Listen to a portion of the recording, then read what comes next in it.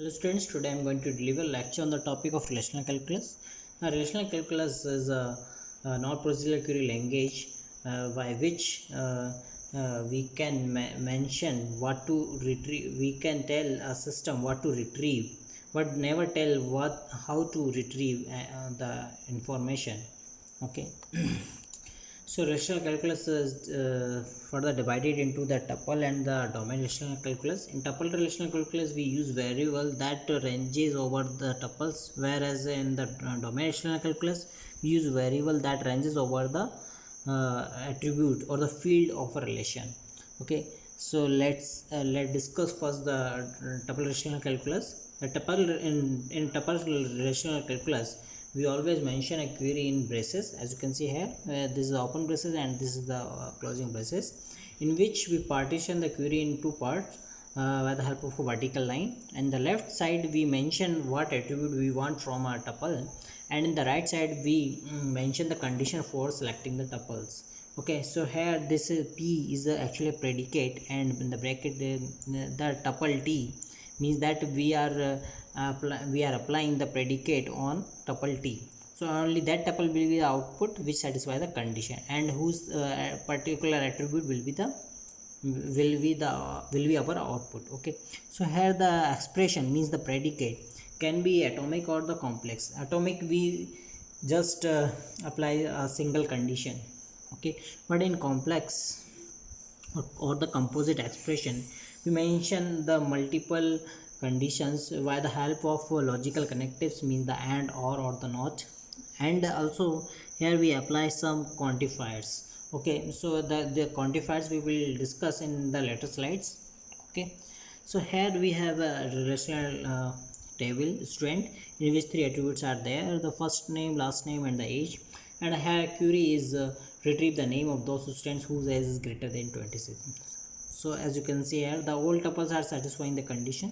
Okay, so first we will, on the left side, we will mention the attribute which we want in the output. So here I have assume a variable t which is a tuple that will be the output. Okay, so in that tuple we just want the attribute first name in the output. So that is why I have written here t dot first name. Okay, so t or output tuple in which we just want the first name as output. Okay, so here that is why I have written here t dot first name. Okay, so what next? So next is the condition. Okay, so the output tuple t must satisfy the condition. Okay, so that is why we will mention here condition for the tuple t. Okay, which the tuple t must satisfy. Okay, so first condition is that a tuple must be belong to that table. So here I have written the student bracket t means that the tuple t is belonging to student, and here this is the logical connectives. Okay, so means these two conditions must satisfy. Okay, at the same time. So another condition is the attribute age of the tuple t must be greater than 26. So means that the tuple which belongs to the student and whose age is greater than 26, okay, must will be the output tuple. Okay, and in that tuple we just want the name, the first name as the output. Okay, so we will just get that column as the whole column as output, because the all tuple are satisfying the condition here.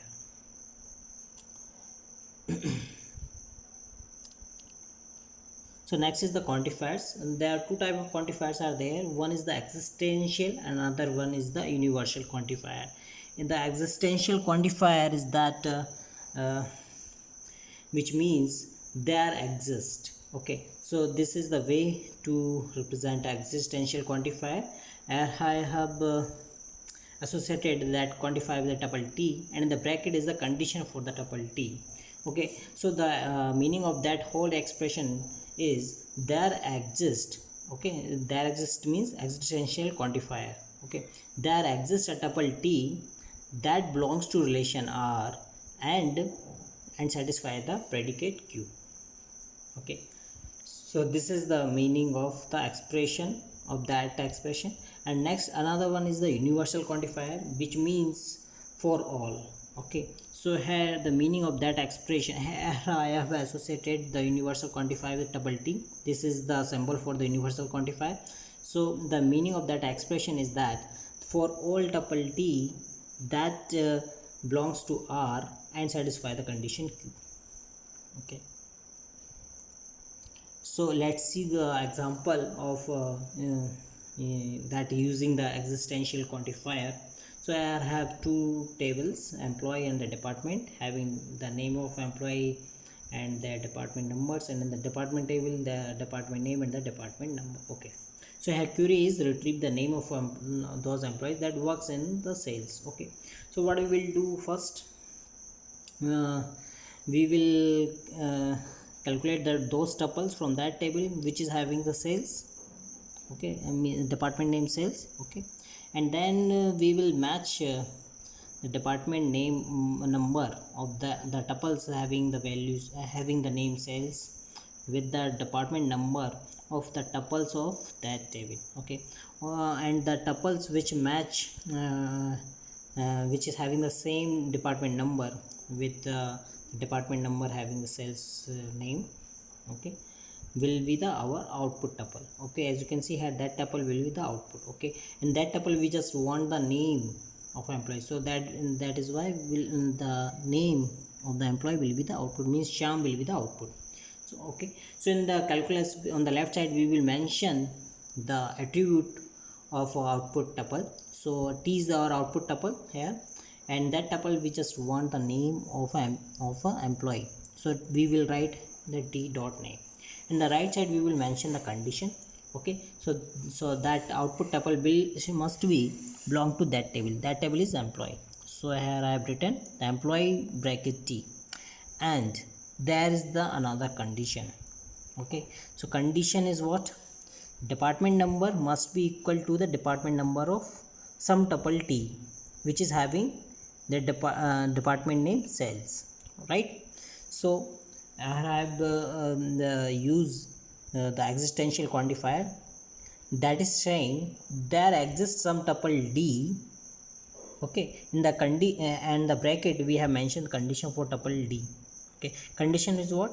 The tuple D must be belong to that table department, and the department name must be equal to sales, because we just want the name those tuple that is having the department name sales. Okay, and another one more condition will be the department number of that tuple must be equal to department number of the tuple T, because the tuple T is our output.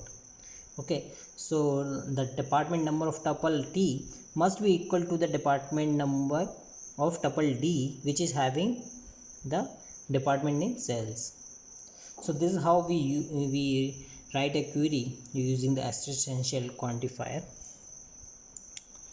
Another one is the domain calculus. In domain calculus we filter the record on the basis of the domain.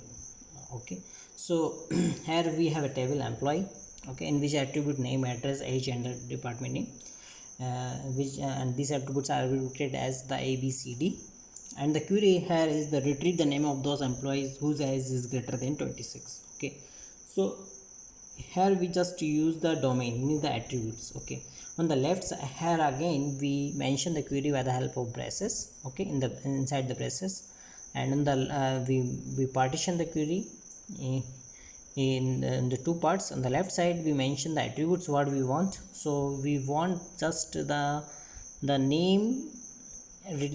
Okay, so name of employees. Okay, so output will be only the A. Okay, here the V will not come. Okay, by mistake here V is written. Okay, so only A will come. Okay, because we just want the name of employees. Okay, so on the left side only A will come, and on the right side we will write there exists some attribute C, D and V also come. Okay, there exists as some attribute V, C, D, and the bracket we will mention the condition for the attributes. Condition is what?